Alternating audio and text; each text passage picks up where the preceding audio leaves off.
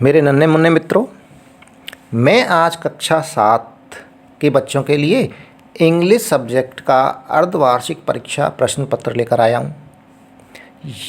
जो आपके अर्धवार्षिक परीक्षा में पेपर आने वाला है वो इसी पैटर्न पर होगा।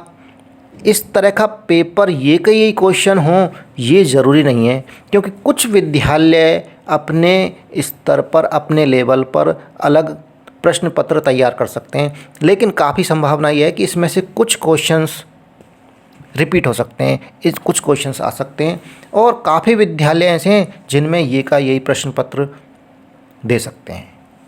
तो चलिए जल्दी से सारे इंस्ट्रक्शंस जो नियम हैं, कायदे कानून हैं पेपर देने के, उनको पढ़ लेते हैं। कितने कितने नंबर के क्वेश्चंस हैं। देखिए सभी प्रश्न जो हैं वो सभी करने अनिवार्य हैं। प्रश्न संख्या 1 से 20 तक प्रत्येक प्रश्न 1 अंक का है। 21 से 26 तक प्रत्येक प्रश्न 2 अंक का है तथा 27 और 28 2 क्वेश्चन है। प्रत्येक प्रश्न 5-5 अंक का, यानी 27 और 28 जो प्रश्न है पूरे 10 अंक के प्रश्न हैं। प्रश्नों के साथ ही उत्तर लिखने के लिए पर्याप्त स्थान उपलब्ध है, यानी कि जो ये प्रश्न पत्र मिलेगा इसी के अंदर आपको अपने उत्तर भी लिखने हैं, अलग से उत्तर पुस्तिका नहीं मिलेगी। तो चलिए पहले प्रश्न से शुरुआत करते हैं। सही विकल्प का चयन करना है। 4 ऑप्शन दिए गए हैं, इनमें से एक ऑप्शन को आपको चुनना है और उसको टिक करना है, लिखना है ब्रैकेट में। तो पहला प्रश्न है, how many questions did the king have. तो इसका सही आंसर है 3 क्वेश्चंस थे किंग के पास, 3 क्वेश्चन थे। तो पहले का हो गया डी, ऑप्शन डी पर टिक कर लो। दूसरा क्वेश्चन है, who answered the Kings questions. King के क्वेश्चंस का उत्तर किसने दिया? हरमित ने।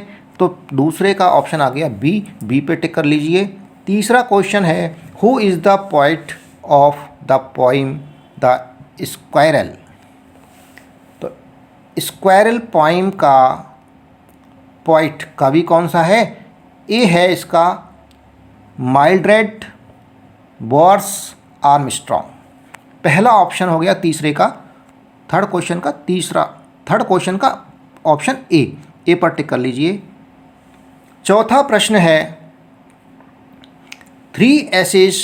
ये देखिए ट्री लिखा हुआ है, यहाँ पे 3 लिखा हुआ है, 3 ये है, 3 नहीं है बल्कि दी है, मैंने करेक्ट कर दिया लाल पेन से।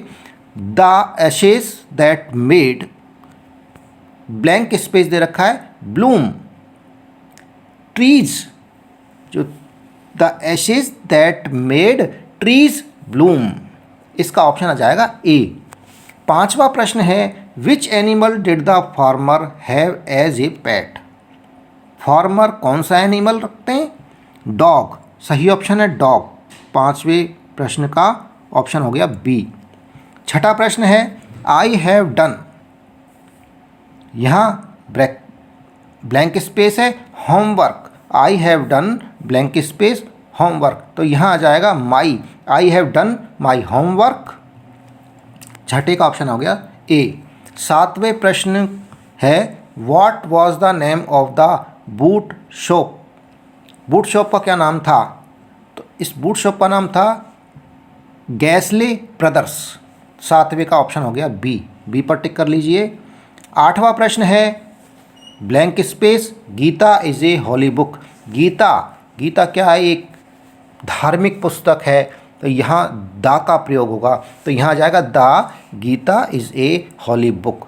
तो 8वें में ऑप्शन हो जाएगा बी, बी पर टिक कर लीजिए। 9वां प्रश्न, blank space do my work myself. तो यहाँ आ जाएगा I do my work myself. C option है 9वें का। 10वां प्रश्न है, which word has different sound.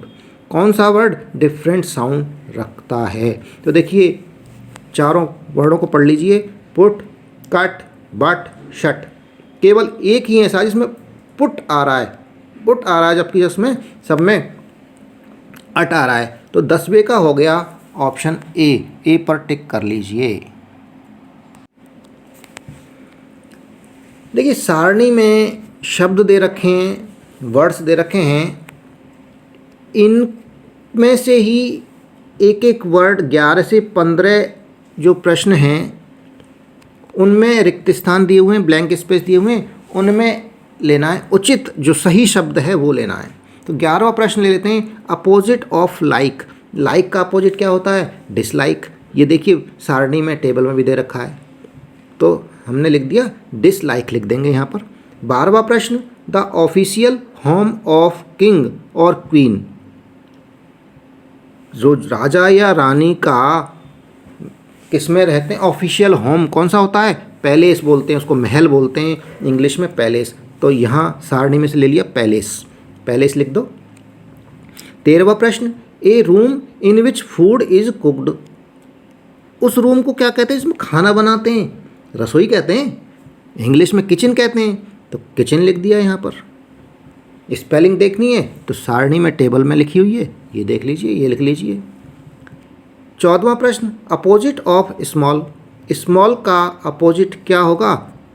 Small यानी छोटा, बिग यानी बड़ा, तो यहाँ पर सारणी में से ले लीजिए बिग, BIG, बिग आ जाएगा। 15वां प्रश्न है, a person who teaches students. वो क्या कहलाता है? जो बच्चों को पढ़ाते हैं, स्टूडेंट्स को पढ़ाते हैं, उनको टीचर बोलते हैं इंग्लिश में, तो यहाँ आ जाएगा टीचर। इस सारणी में से ले लो, लिख लो स्पेलिंग टीचर, 15 प्रश्न आ जाएगा टीचर। अब आ गए हमारे सत्य असत्य कथन की पहचान करना है, यानी कि जो प्रश्न 16 से 20 तक के जो प्रश्न हैं वो स्टेटमेंट हैं, कथन हैं, वो सही है या गलत ये पहचानना है, और यदि सही है तो ट्रू का T लिखना है, और फॉल्स है तो फॉल्स का F लिखना है। F या T में से कुछ यहाँ पर लिखना है ब्रैकेट के अंदर। तो 16वां प्रश्न है, all people gave different answers. जो सारे पीपल्स हैं अलग अलग उत्तर देते हैं, ये बात बिल्कुल सही है, ट्रू हो गया यहाँ पर। 17वां प्रश्न है, वायलिन टीचर टीचेस लल्ली। लल्ली को ही तो पढ़ाते हैं वायलिन टीचर, तो ये बिल्कुल ट्रू है, सही है, तो यहाँ T लिख दो। 18वां प्रश्न है, Ravi gave the beggar his own chappals. Ravi जो भिखारी को खुद की चप्पल देता है क्या? टीचर की चप्पल दे देता है, तो ये स्टेटमेंट गलत है, तो गलत के लिए क्या लिखेंगे? फॉल्स, F लिख दो ब्रैकेट में। 19वां प्रश्न, the rebel does just opposite to other person. इसका ये बिल्कुल सही कथन है, तो यहाँ T लिख दिया। 20वां प्रश्न है, Michael Rosen is the writer of the poem Chivvy. ये भी बिल्कुल सही है, तो यहाँ लिख दिया हमने ट्रू का T। अब आ गए हैं प्रश्न गद्यांश को पढ़कर पूछे गए प्रश्नों के उत्तर दीजिए। देखिए गद्यांश दिया हुआ है और इसमें से प्रश्नों के उत्तर देने सबसे आसान सवाल होते हैं, ये जो पैसेज में से पढ़ कर के देने होते हैं, इसी में से टीप के ही तो क्वेश्चनों के आंसर लिखने हैं। 3 क्वेश्चन हैं, 2-2 नंबर के, 6 नंबर फ्री के मुफ्त में मिलने वाले हैं आपको। तो गद्यांश को पढ़ लीजिए। देखिए, the Taj Mahal is on the bank of river Yamuna in Agra. तो ताजमहल कहाँ पर है? रिवर यमुना, जो रिवर यमुना नदी है उसके किनारे पर है। कहाँ पर? आगरा के अंदर। It is one of the most beautiful and famous buildings of the world. ये जो सबसे ब्यूटीफुल और प्रसिद्ध बिल्डिंगों में से एक है।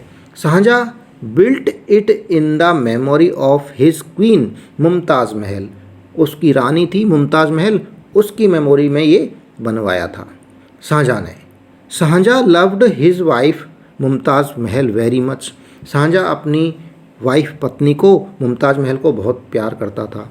Eight the age of 35 the queen died. Many people go to Agra to see the Taj Mahal. बहुत सारे लोग आगरा ताजमहल को देखने जाते हैं। अब देखिए ताजमहल कहाँ था, ये भी इसमें लिखा हुआ है, और किसने बनवाया इस ताजमहल को? तो शाहजहाँ ने बनवाया।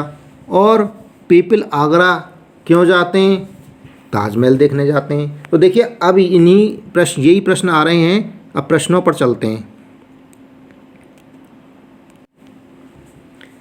21वां प्रश्न है जो कि इस पैसेज में से, इस गद्यांश में से देना है उत्तर इसका। Where is Taj Mahal? तो ताजमहल इज ऑन द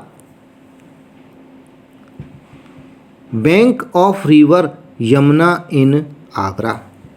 इसमें देखिए बैंक ऑन और लिख देना, the Taj Mahal is on the bank of river Yamuna in Agra.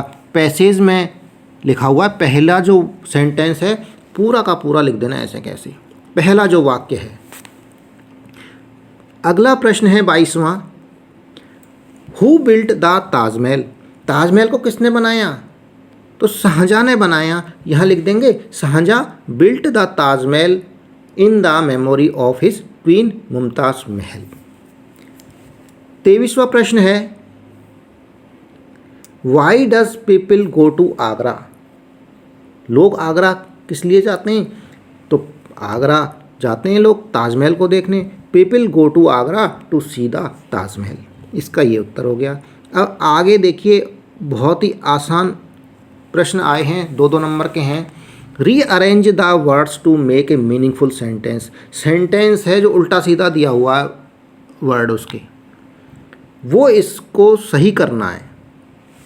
तो यहाँ पे 24वां प्रश्न में दिया हुआ वेंट, फिर उसके बाद में द फार्मर, उसके बाद में ऑब्लिक लगा के field everyday.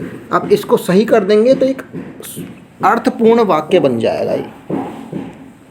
The farmer went the field everyday, ये इसका पूरा वाक्य बन गया। द फार्मर पहले आ जाएगा, फिर वेंट उसके बाद आ जाएगा, द फील्ड उसके बाद, एवरीडे सबसे लास्ट में आ जाएगा।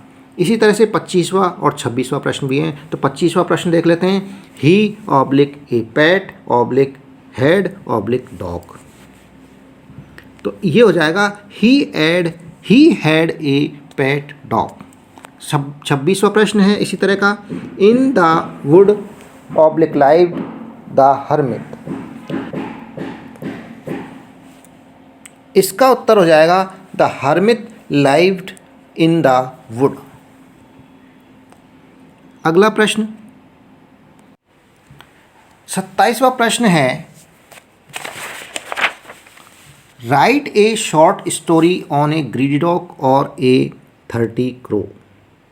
30 क्या थ्रस्टी क्रो है, ये स्पेलिंग मिस्टेक है। थ्रस्टी क्रो पे या ग्रीडी डॉग पे कहानी लिखनी है। तो देखिए मैंने दोनों कहानियाँ आपको लिख दी हैं, दोनों में से आपको जो भी अच्छी लगे वो कहानी आप पेपर में लिख देना। तो पहले ग्रीडी डॉग की कहानी है, पढ़ देता हूँ जल्दी से। Once there was a dog, one day it was very hungry, then it go here and there for food, at last it found a piece of bread. उसे एक ब्रेड का, रोटी का टुकड़ा मिला। It picked the piece in his mouth and go to the home. On the way there was a bridge, एक पुल था बीच में। When it was crossing the bridge it saw his reflection in the water, पानी में उसने अपनी परछाई देखी। It thought that there was another dog, उसने क्या सोचा कि परछाई में ये दूसरा कुत्ता है। With the piece of bread in water, पानी के अंदर जो दूसरा कुत्ता है जिसके मुंह में रोटी का टुकड़ा है। It wanted to take the piece of bread from another dog, उसने दूसरे कुत्ते से उस रोटी के टुकड़े को लेना चाहा। इसके लिए क्या किया उसने, so it started barked to his own reflection, अपनी परछाई की तरफ वो भौंकना चाहा उसने। As soon as it open his mouth, और भौंकने के लिए जैसे ही उसने अपना मुंह खोला, his piece of bread fell in the water, उसका जो रोटी का टुकड़ा था पानी में गिर गया। तो greedy dog was lost his piece of bread, इस तरह से जो लालची कुत्ता था उसने अपना रोटी का टुकड़ा भी खो दिया, यानी उस कुत्ते से रोटी का टुकड़ा और लेने के चक्कर में खुद का जो रोटी का टुकड़ा था वो भी उसने गंवा दिया। तो लालच बुरी बला है। और दूसरी कहानी है थ्रस्टी क्रो की, ये भी पढ़ देता हूँ। Once there was a crow, one day it was very thirsty, it searches water here and there. देखिए once there was a crow, एक बार एक क्रो था, कौवा था। वन डे, एक दिन, इट वॉज वेरी थ्रस्टी, वह बहुत प्यासा था। इट सर्चेज वाटर, उसने पानी ढूंढा। हियर एंड देयर, इधर उधर। At least, it saw, at last, अंत में।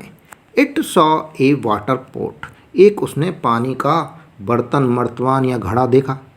It went there and looked inside the pot, वो वहाँ गया और उसने पॉट के अंदर देखा। But there was a very little water in the pot, लेकिन उस पॉट के अंदर पानी बहुत कम था, यानी उसकी चोंच उस तक पानी तक नहीं पहुँच सकती थी। Then the crow thought an idea, तभी कौवे के दिमाग में एक आइडिया आया, विचार आया। It picked up some stones, उसने कुछ पत्थर उठाए। And it put them one by one in the pot, और एक एक करके उन सारे स्टोन्स जो कंकड़ थे उनको उसमें डालता गया। दस water level come up in the pot, water level ऊपर आ गया। भाई पत्थर जो नीचे चले गए कंकड़, इससे पानी ऊपर आता चला गया।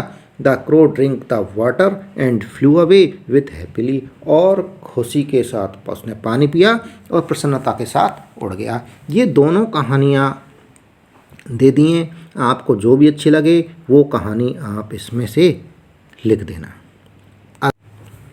28वां प्रश्न है, ये भी 5 नंबर का है। Write an application to your principal for 3 days leave, 3 दिन के अवकाश के लिए एक एप्लीकेशन लिखनी है अपने प्रिंसिपल को। तो प्रिंसिपल है अगर आपके स्कूल में तो प्रिंसिपल को लिख दीजिए, हेडमास्टर है तो हेडमास्टर को लिख दीजिए। 3 दिन की छुट्टी चाहिए, 3 दिन के लिए लिख दो। 2 दिन के चाहिए, 2 दिन के लिए लिख दो। तो देखिए एप्लीकेशन देख लेते हैं। टू द प्रिंसिपल या हेडमास्टर ऑब्लिक हेडमास्टर लगा दिया है, आप एक ही लिख लेना, इसमें से कोई सा भी। प्रिंसिपल को लिखनी है तो प्रिंसिपल लिख लेना आप। Government senior secondary school, Kota, Rajasthan.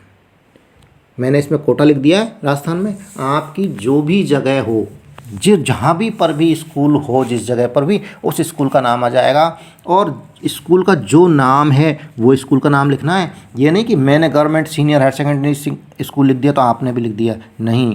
जो आपके स्कूल का नाम है वो पूरा नाम लिख देना, कॉमा लगाना, फिर जो जगह का नाम जिस स्कूल पर वो स्कूल स्थित है। सब्जेक्ट लीव फॉर 2/3 days, 2 दिन की छुट्टी के लिए लिखना है तो 2 दिन के लिए। Beg to say that marriage of my cousin sister is decided in Jaipur, so I am going to attend the marriage. I am unable to come in the school.